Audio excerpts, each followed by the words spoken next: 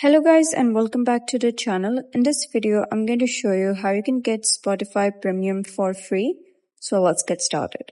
First of all, you're going to head over to your browser. Let it be Safari, Google Chrome, whatever you have on your device.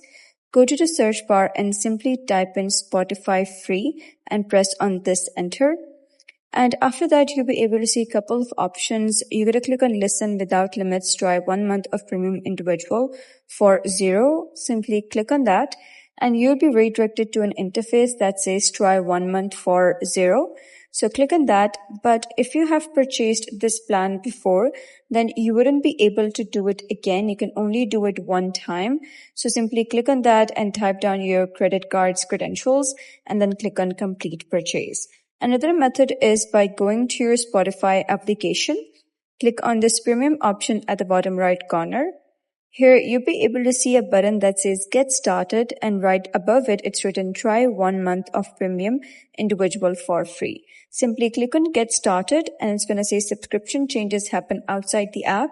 Click on got it and you will be redirected to an interface where you need to type in your credit card credentials. They will not deduct money from your credit card, but they need your credit card credentials in order to know if your account is valid and it's not a bot signing up.